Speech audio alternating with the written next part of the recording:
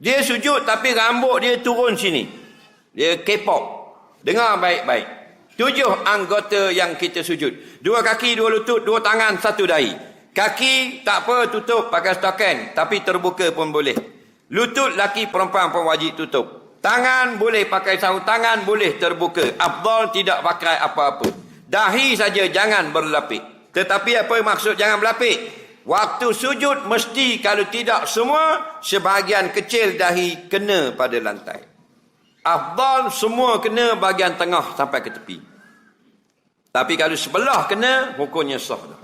Kenapa sebelah? Sebab contoh dahinya berbalut plasta. Contoh, ni dahi nampak, sebelah ni plasta, sini tak. Jadi kalau dia sujud atas plasta tidak sah.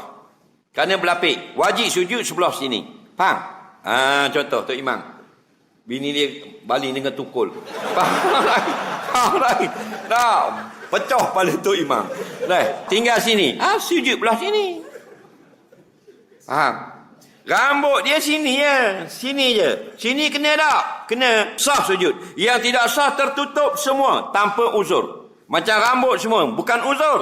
Wajib kena akad. Akad lagu tu biar tak tertutup. Faham? Dia tiba-tiba berlapik rambut semua. Tidak sah. Orang perempuan sujud atas lengan baju, tidak sah.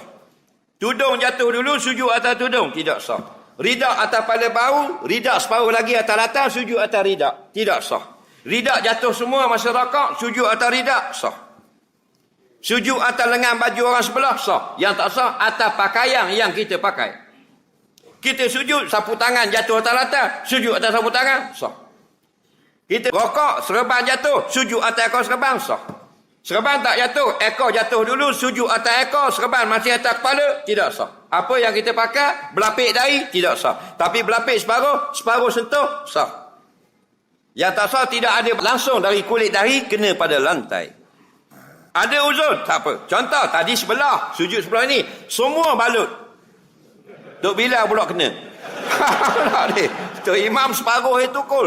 Ni terus, dahi terus. Faham? Bini dia sembang atas mesinnya. Faham lagi. 15 jahit ni. Faham? Baru plasta gini. Dimaaf dah. Kerana tidak ada tempat boleh buka. Dimaaf. So.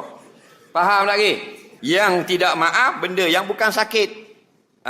Contoh bukan sakit. Pakai serban. Baru balik haji ni. Bini kata kena pakai serban bang. Kena pakai serban lah. Balik haji dah ni. Abang tu haji. Jadi tak pandai ikat serban. Dia ikat atas mata. Faham lagi? Hukumnya tak sah.